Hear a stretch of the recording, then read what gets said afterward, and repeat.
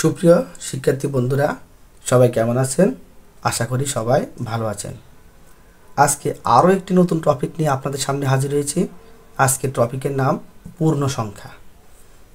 এখন আমি আমার বরাবরের সকল ভিডিও একই কথা বলে যে আপনি কোনো কিছু বুঝতে হলে বা শিখতে হলে আপনাকে ভিডিওর প্রথম থেকে শেষ পর্যন্ত ভালোভাবে মনোযোগ সহকারে দেখতে হবে, তাহলে আপনি কিছু না কিছু শিখতে পারবেন। তো ঠিক আছে, আমরা আর কথা না বাড়িয়ে আমরা এখন সরাসরি চলে যাচ্ছি। আজকের টপিকের নাম পূর্ণ সংখ্যা। তো প্রথম আমরা দেখে নিই পূর্ণ সংখ্যার সংজ্ঞায় কী বলা হয়েছে।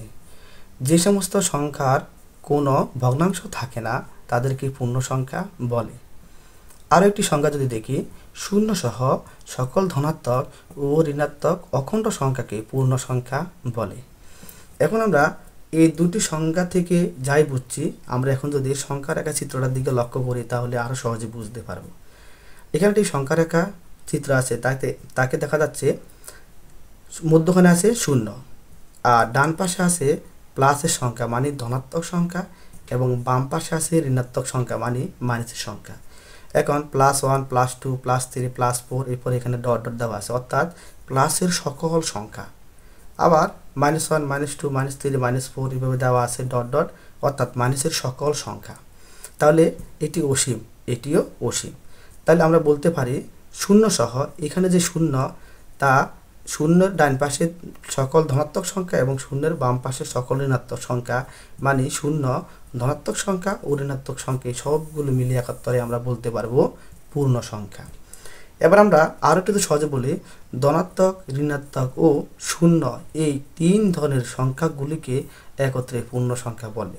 তাহলে শুধু ধনাত্মক সংখ্যাগুলোকে যদি সিঙ্গেল বলি, মানে একা বলি, তাহলে ধনাত্মক সংখ্যা, যদি ঋণাত্মক সংখ্যাগুলোকে সিঙ্গেল বলি তাহলে শুধু ঋণাত্মক সংখ্যা, তখন শূন্য নেই।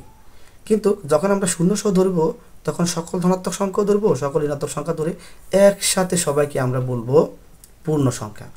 এখন যদি আমরা উদাহরণ দিই, -2 কি পূর্ণ সংখ্যা, যদি বলি 0 কি পূর্ণ সংখ্যা, যদি বলি 3 কি পূর্ণ সংখ্যা।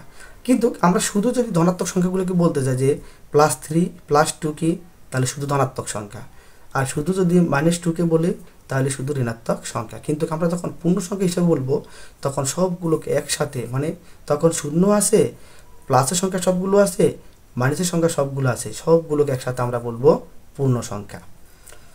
আবার পূর্ণ সংখ্যার সেটকে জেড দ্বারা প্রকাশ করা হয়। তাহলে শূন্যর যে প্লাসের সংখ্যা, মাইনাসের সংখ্যা সবগুলোকে আমরা একসাথে প্রকাশ করি জেড দ্বারা। আর পূর্ণ সংখ্যার সেট হলো অসীম, অর্থাৎ পূর্ণ সংখ্যার শেষ নেই। এইদিকে প্লাসের যত সংখ্যা ইচ্ছা আমরা বাড়িয়ে নিতে পারবো, এইদিকে মাইনাসের যত সংখ্যা হিসাবে আমরা বাড়িয়ে নিতে পারবো, তার কোথাও কি শেষ নাই।